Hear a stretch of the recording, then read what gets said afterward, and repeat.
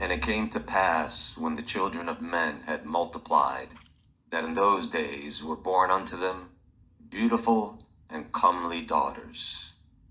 And the angels, the children of the heaven, saw and lusted after them, and said to one another, Come, let us choose us wives from among the children of men, and beget us children.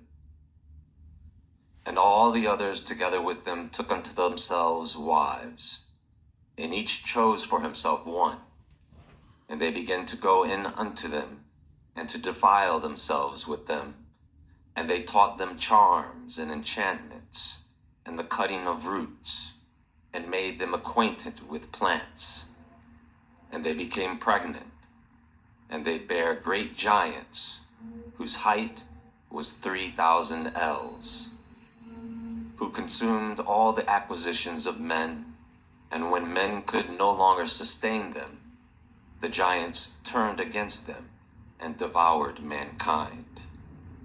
And they began to sin against birds and beasts and reptiles and fish, and to devour one another's flesh and drink the blood. Then the earth laid accusation against the lawless ones. Now, folks, when you read these verses found in the book of Enoch, if you do not read in between the lines, then anyone would assume that everything that happened there was all a plan put in place by the Watchers. But I'm here to tell you that there is much more to it than the Watchers lusting after the daughters of men and choosing wives to impregnate so that they could have children themselves.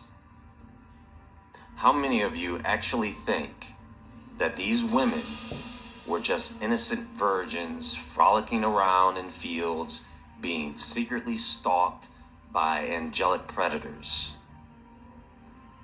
And I guess these same women were forced to wear makeup and forced to learn charms and enchantments and forced to learn magic, right? What if I told you that the women who the Watchers chose as wives were not innocent at all, but were complicit? What if I told you that not only did these women go along with the Watchers' plan, but they enticed them to do it? They seduced them. Why? For power.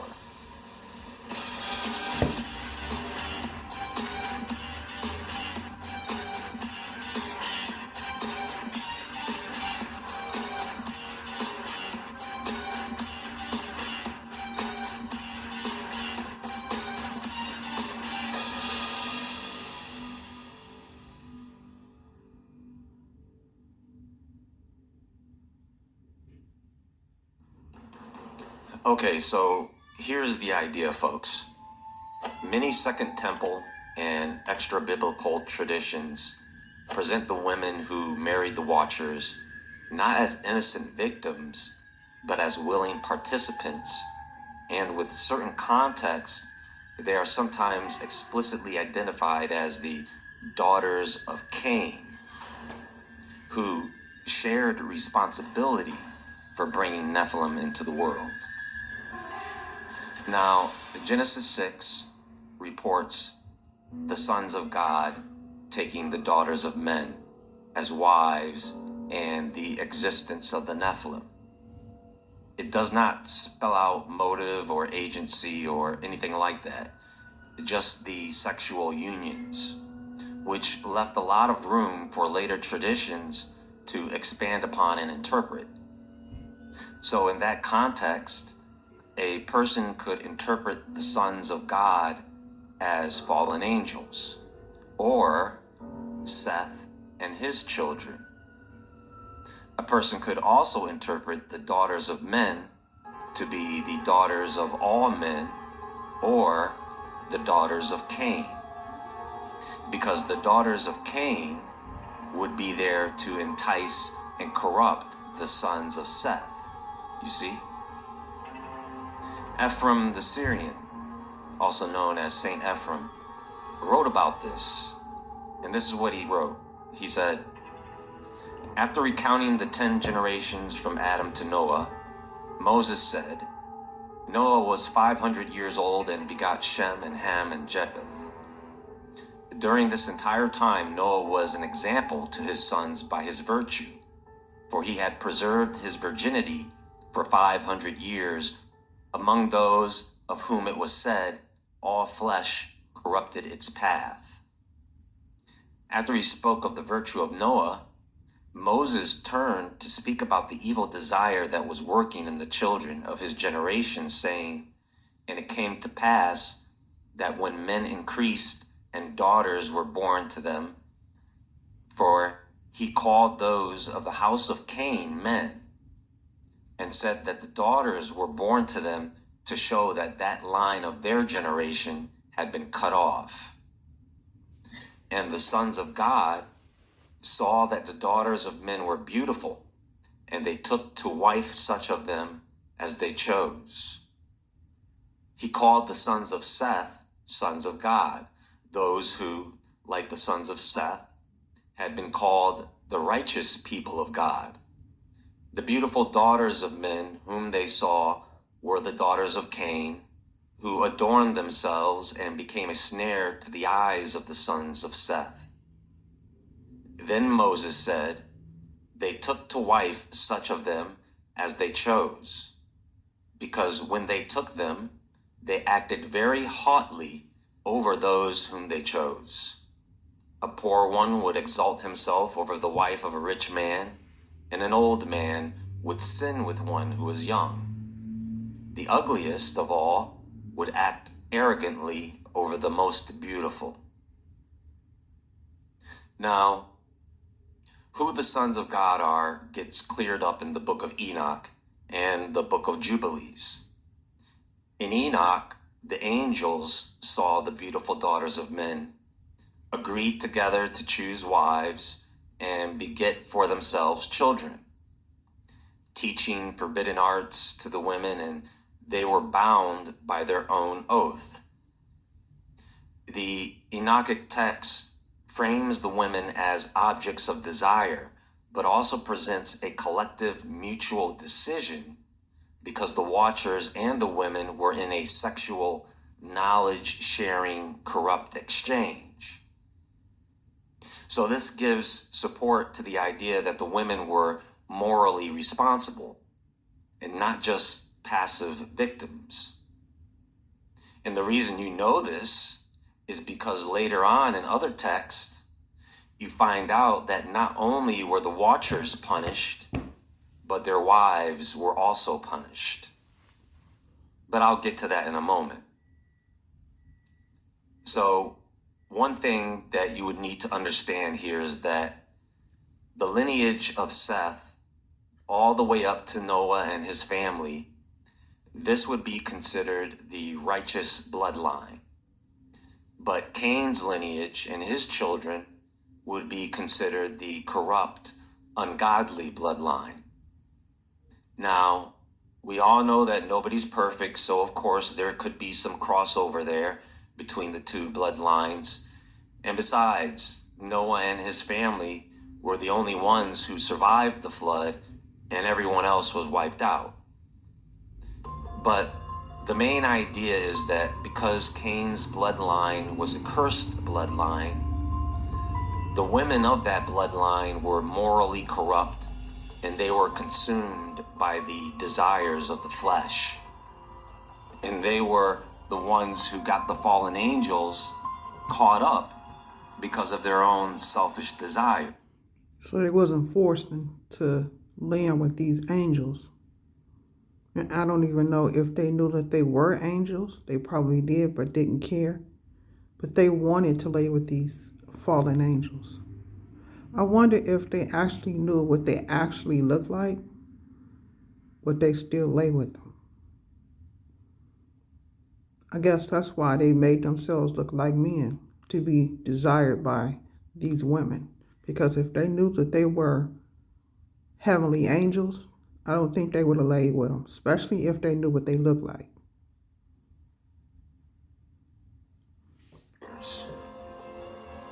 Now, whether you believe that the sons of God were Sethites or fallen angels, it doesn't matter, because in both traditions, they both treat the women as knowing participants in illicit unions. Some early Christian writers and church fathers, Clementine literature, Ephraim, Augustine, repeat the idea that the corrupted unions involving bad human women linked to Cain and the Watchers' teachings and marriages were a deliberate evil program. Think about that. Think about today how women, those of them who are morally corrupt, think about how they entice, seduce, trick men and women. Think about how morally corrupt those women are, selfish. They chase money and power, material possessions, and many of those women are also into witchcraft. You see? Speaking of witches, how many of them are right now, today, willing to give their bodies to demons? Sex magic, right? If some of them had the chance, they'd probably chase down these fallen angels and give birth to the Nephilim all over again. So if I lay this all out for you, after the Watchers descended upon Mount Hermon and took wives, the daughters of men, this was a rebellion against the divine order set by the Most High.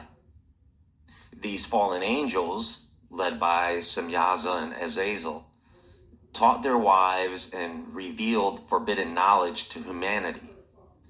They taught the secrets of metallurgy, enchantments, astrology, war. Their actions corrupted the earth and gave rise to the Nephilim, who devoured all that mankind had built.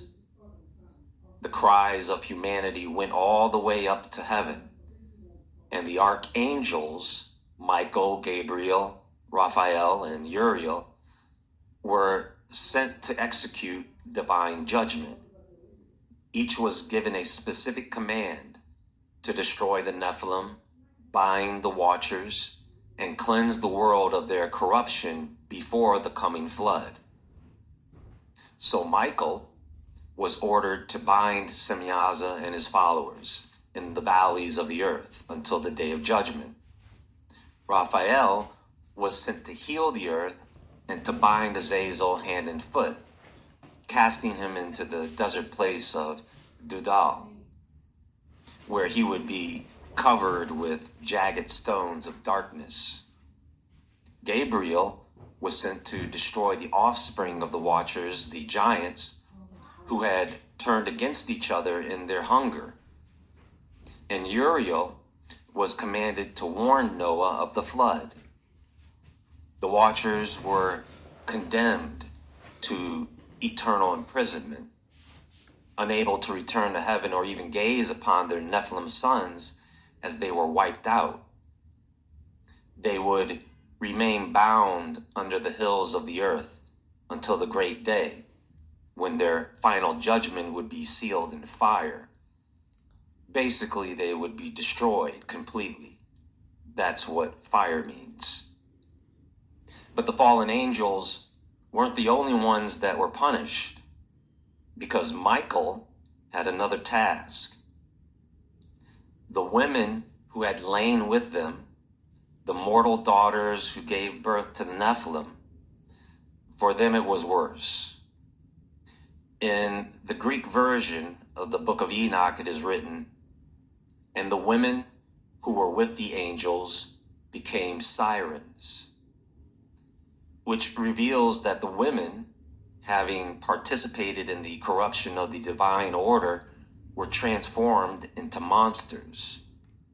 And if you know anything about sirens, then you know what all of that entails. In Greek tradition, sirens were part women, part bird, whose haunting songs lured sailors to their doom. In other traditions, they become mermaids. In this context, their transformation symbolizes this distortion of beauty, They were made to be hideous and deadly, but yet something that was still seductive. Think about that. There are women out there right now who have that look. You know what I'm talking about. That dark look. She could be a witch with tattoos, piercings, black lipstick, and thick eyeshadow. And there are men who are still strangely attracted to and drawn to these types of women. There is a sex appeal. You know what I'm talking about. Anyway, it was a punishment of both body and spirit. The women became embodiments of temptation, having the same allure that first drew the watchers from their heavenly place. Go take a look into some of the goddesses of mythology, and you'll see the connections there. Some of these women would not just die like the other humans. They would share the same fate as their sons, becoming demon spirits. Jewish mystics and early Christian interpreters saw these sirens as early forms of demonic entities, figures like Lilith or the succubus, right? They were said to linger at the edges of human existence, continuing to corrupt men through enchantment, lust, creating illusions.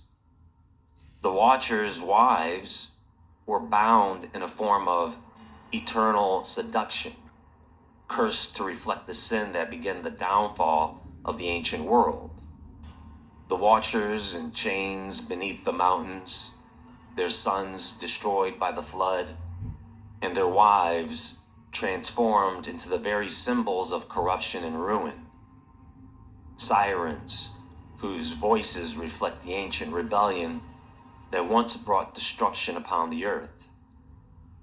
Even today, thank God for good women, because there are a lot of them out there right now walking around as the destroyers of worlds. Anyway, that's all for now, folks, and there is more to come. Please click the thumbs up button and like this video. Let me know what you all think about this and leave your thoughts in the comments below.